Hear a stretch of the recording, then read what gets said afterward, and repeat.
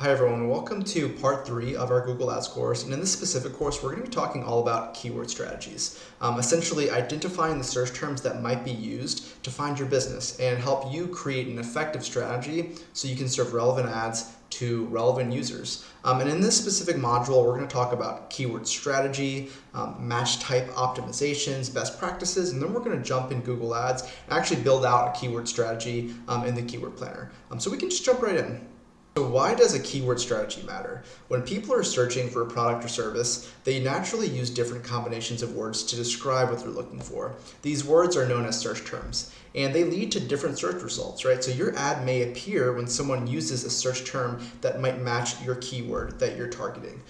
So think about it this way. You're targeting keyword, and that could be red shoes. But that might not be exactly what people are searching. People might search red shoes near me, red shoe stores, Nike shoes that are in my area, and your keyword can target the search term by utilizing various match types. So why does a keyword strategy matter? There are really three key components, right, that are affected by your keyword strategy. Number one, you want to be able to have target audiences to give focused messaging and focused products. But also, you want to cut down on waste, right? You don't want to just be dropping in 20 keywords you think are going to convert, but might actually use up a lot of your budget without driving results. And then you want to be able to create goals and targets based on your keyword strategy, right? You want to know exactly what are my costs going to look like? How much do I have to pay for this keyword versus this keyword? And then you can create, conversion projections and ultimately understand, what am I forecasting to spend and what are my results going to be at the end of every month? Okay, so when you're building out a keyword strategy, there's really three match types. There's exact, there's phrase, and there's broad. There used to be something called broad match modifier, which I guess technically is still in Google Ads, but it's kind of one of those things where if your account had broad match modifier in there, you're grandfathered into that. But so we're not going to actually touch on broad match, just exact, phrase, and broad. So exact match, basically ads may show on searches that have the same meaning or same intent as the keyword. So of the three keyword matching options, exact match gives you the most control over who is seeing your ad, and also it reaches fewer searches, right? Because when you're targeting red shoes, you're really only going to be able to trigger red shoes misspelling, right? I have that up here as an example, or a few very minor variations of exact.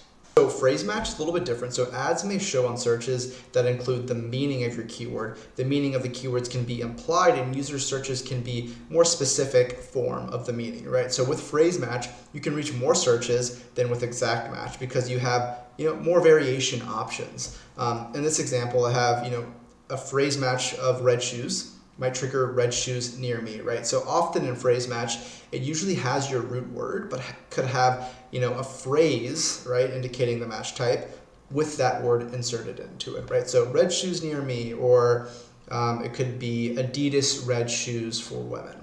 So broad match, ads may show on searches that are related to your keyword, which can include searches that don't contain your keyword at all. So this helps you attract more visitors to your website, spend less time building keyword lists, and focus on spending on keywords that work, right? So broad, there's been a big concerted effort from Google to really push their new variation of broad match. And I'm going to touch a little bit more on that. But basically, if you try to target red shoes on broad, you might trigger pink Nikes. And sometimes if you're in a highly automated e-commerce account, this might make sense for you. However, it takes away a lot of your control. And yeah, clicks are less expensive, but for a reason, right? Not a lot of people might be bidding on these because they're not driving actual results. Ultimately, broad can be used as branding, as awareness, and lower funnel if you have the time and the resources and the automation to see it through. So understanding close variants, right? So all match types will trigger close variants. And basically what that means is that even your exact match keywords might trigger misspellings, plural versions, right? And so all positive keyword match types are eligible to match to these close variants. which are essentially variants that are similar but not identical to a specific keyword.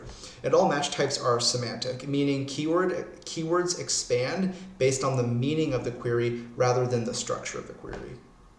Close variants help you connect with consumers who are looking for your business despite slight variations in the way that they search.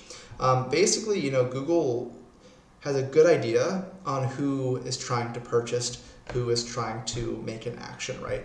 And so if there's an opportunity to serve a close variant and still generate the results you're looking for, Google often will serve that close variant. Often close variants are, misspellings, like I said, plural, stemmings, right? So floor instead of flooring, abbreviations, and then even accents. And in some situations, I've also seen if you don't have strict language targeting, it trigger a different language version of your keyword. Okay, so I'm going to take this opportunity to actually jump into Google Ads and build out a keyword strategy utilizing the keyword planner. Okay, so we're in my example account, and we're going to go to Tools and Settings, and we're going to hit Keyword Planner. Okay, and so that's going to open up our keyword planners, and we have two options. We have Discover New Keywords or Get Search Volume and Forecasts. I often like to lean towards Discover New because you can still leverage the search term volume and forecast function. So hit Discover New. Okay, in this example, we're going to be leveraging personal injury law firms as an example. So we're going to just type in a few keywords here and just see what Google can generate. So PI law, personal injury law firm, and let's just hit get results and see what comes up. Okay, so basically Google will show you the two terms that you searched, but then also give you a ton of other variations, right? So what we're going to do is we're going to actually start to broaden our search to build out more comprehensive keyword strategy. So Google's saying here's about 480 terms similar to the two terms that you looked at. So let's hit personal injury. And again, we're just focusing on personal injury, so we're going to stay away from more general terms like law firm, personal law firm. Add this right here. And I think that's good for now, right? So basically Google's going to show you your average monthly searches, the 3-month change, year-over-year change, competition. So Google's going to show the top of page bid at the low range and then the top of page bid at the high range. So if you have questions about this, we discuss this in part 1 of our series where we talk about the auction bidding and cost per clicks and how to determine that. But basically you can see pretty quickly these are very competitive terms, right? Let's filter this through 500, and then let's sort this by average monthly searches because we really want to see, what are the highest volume searches and add these to our plan. So law firm near me, like I mentioned, we want to focus on personal injury, so we're not going to add this to our plan. So we're going to just click on, and again, we're not going to add bankruptcies as well. We're really just trying to focus on personal injury. And actually what you can do here to make this a little bit easier is add a filter. So I'm going to type in keyword and only show keywords that have personal inside the name. And this will help filter out a lot of the bankruptcy terms. Okay, so Google is showing that we have about 296 variations. So we're going to highlight all of these and add it to our plan. And right now we're going to add it at a broad match, and then we're going to switch that over to exact match. And the reason why I do this is because broad will show you the absolute ceiling. Exact will show you the floor. So if you're able to build out a plan where we can see, okay, this is as high as we can go, and this is as low as we recommend going. So we're going to hit broad, and we're going to add this to a plan. Create new ad group, so PI ad group. And hit create. Okay, now these are added to our plan. Let's go to the forecast tab and let's tweak this a little bit and then determine exactly if this is gonna be a good strategy for us. So right now it's automatically gonna target all of the United States. So let's say I'm a lawyer in New York City.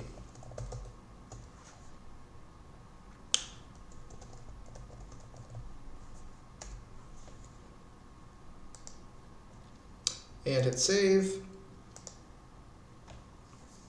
And let's drop this down. So Google pretty much is like, for all these personal injury terms, you can spend up to about $10,000 a day with broad match variations, right? Your CPA is going to be pretty low. From what I have seen in my experience, these CPAs are about 30 to 50% lower than what you're actually going to see when you go live with your account. So just think about that. I think Google's obviously trying to show you, this is the best of the best of the best, but it doesn't account for landing page issues, right? Or even just normal, market strains. You can go over here and add a conversion metric. So this will give you a little bit more of an accurate, CPA. So what are your conversion rates? If they're about 6%, hit save. Google will basically calculate the cost per click times or I guess not really cost per click, more so the clicks that are determined by your cost per click times your conversion rate to give you your CPA. Again, I always like to inflate this by about 30 to 50%. So Google's saying, if your average daily budget is 30, let's pump this up to, say I want to spend $100 a day.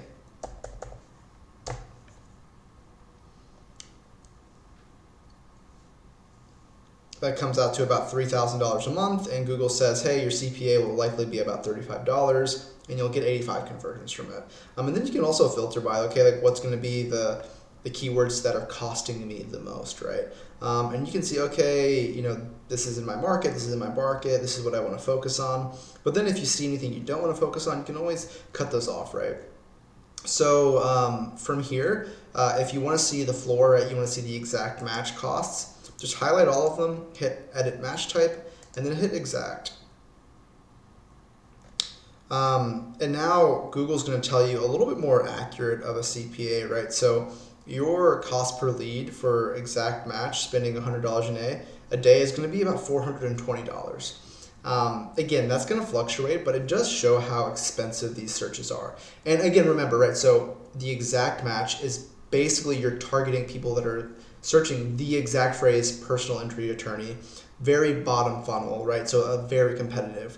The broad match version will trigger things like bankruptcy law firm, bankruptcy legal Zoom, competitor searches, right? So that's why it's so much cheaper. And you have to, put yourself in that mindset, understanding, hey, I'm going to pay for quality. Obviously, you need to ensure if you're paying this much for a lead, your landing pages are perfect, your operations are perfect, your sales team is perfect, right? Because it's expensive. And so, again, just something to think about. So if you, once you finished looking at the exact match versus the broad match, you can scroll down and actually get more detailed information about your geo. So you can see exactly what congressional districts are driving your conversions, driving your clicks, driving your costs, right? You can even filter this by postal codes. So like if you're looking at this, you're like, hey, I really only want to focus on this one postal code. I might be wasting money in these other areas. That can give you a level of insight when you create your campaign as well. Okay, so when you're done with this, you can create a campaign directly. Oftentimes I like to export into a Google Sheet to where I can kind of do some work and cut out a few of the keywords I don't like. I like creating my campaigns manually, but again, you can, Google's automated this pretty well, so you can just hit the create a campaign button, and then all of your research just goes right into a campaign. Okay, so once you've created your keyword strategy, there's a few things I wanted to touch on, which are really just best practices, right? The way I build out my campaigns and why I do certain things, right? So step one, utilize the keyword planner. Step two is understand, match type campaigns. Google's going to tell you to consolidate your keyword match types so that you can kind of hit from A to Z. I don't recommend that, right? Because I think it takes a lot of control from the specialist, right? So what I like to do is build out an exact match campaign, a broad match campaign, a phrase match campaign. Often I'll really only run an exact match with a small broad or a small phrase for keyword discovery. But again, that gives me more ability to pull some budget levers and push budget towards campaigns that are driving results, right? The exact match campaign, I have very, very high control. The broad match, I don't have as much control, right? And so being able to leverage match types at the campaign level, gives you the ability to optimize around what's driving real results. And then the third piece is do not forget about the power of negative keyword libraries, right? So negative keyword libraries helps give your campaigns guardrails, right? So if you are running a broad, if you are running a phrase match campaign and there are certain, say you're a law firm, you don't ever want to rank for bankruptcy, for corporate law, or for general law firm terms, make sure you have your own dedicated negative keyword library that you're adding to those campaigns, again, just to give it some swim lanes to make sure, hey, I only really want to target searches that are near my target market, right? You can even build out, competitive negative keyword libraries to ensure that you're not bidding on competitive searches, right? So just something to think about as you build out keyword plans. Okay, so thoughts on broad match. I wanted to create a dedicated slide for this because Google's really updated broad match in the last few years, right? We used to have broad match modifier, now there's really just broad match. And it's Google as an institution is really trying to push this match type. So think about this before you really leverage it. It's highly automated, right? So it takes a lot of the control out of your hand. Meaning, right, like if you're bidding on a lot of broad match keywords, generally you're not going to really fully understand the searches that you're going to rank from day one. Obviously, after the first few days, you can look at your search terms report and start to see what Google's bidding on. But Google, again, will even tell you, I've had a few meetings where they don't recommend negative keyword libraries anymore because they want Google to find what works and give the algorithm room to learn, right? Which again, it's dangerous, right? So if you're a limited budget and you don't want to experiment, be careful with that, right? Because it'll spend your money quickly and generate leads potentially that don't really work, don't really drive revenue. Number 3, like I mentioned, watch the search terms report. If you're running a broad match campaign every single day, comb through the search terms to understand, what am I bidding on? Am I bidding on competitors? Am I bidding on products I don't really offer? And then cut down the waste, right? So slowly over time, you can teach these algorithms exactly what you want. And you can do it a lot quicker if you're able to leverage search term campaigns. The 4th piece is think about broad often as a consideration stage of the buying journey, right? There's a difference between, a personal injury attorney near me and what does a personal injury attorney do? How much do personal injury attorneys cost, right? Broad is going to trigger a lot of those searches, right? So think of it as a way to maybe drive people to your site in an affordable way and then retarget them down the road using YouTube or display, right? So I think there's a place for broad match in the larger marketing funnel. I just don't know if it's really going to drive that hard acquisition, tight CPA, high ROI type campaign in the short term, right?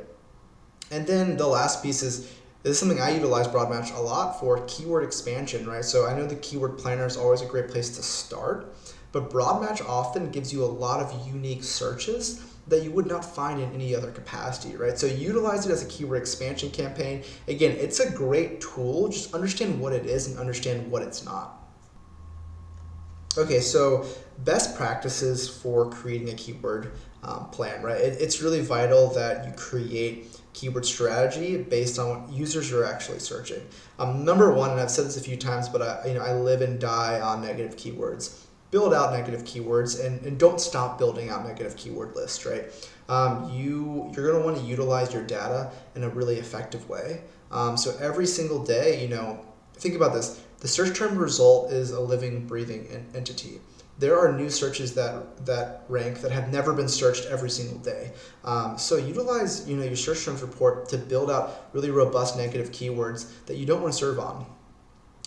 Number 2, this is really audience driven, right? So it's important to look at your keywords as ways to build out specific targeted audiences. If you're a law firm, you might have a personal injury branch. You might have a business and corporate branch, right? Utilize really specific relevant keyword groups together so that, again, it's audience driven. You're sending all your PI law firm leads to a certain landing page and a certain experience. Same with business or corporate or even with general law firm terms, right? So just something to think about. It's all about the audience.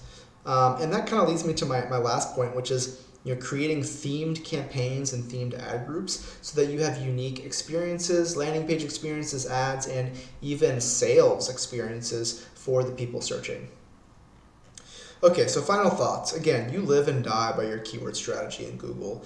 Ultimately, it's a search engine, and the keyword strategy is really the lifeblood of these campaigns, right? So make sure you're doing it the right way, and make sure you understand really what these match types are, and how to utilize them effectively.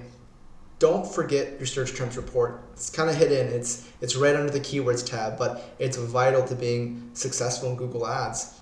And lastly, know your audience, right? Build an experience that is catered to them. Understand what they're searching for, what they want from your product or your service, and make sure you're aligning your keywords, your ads, your landing pages, and the overall customer experience. So that's really everything for part 3. Again, thank you so much for watching throughout this entire video. We're going to link to part 4, and we'll see you on the next one.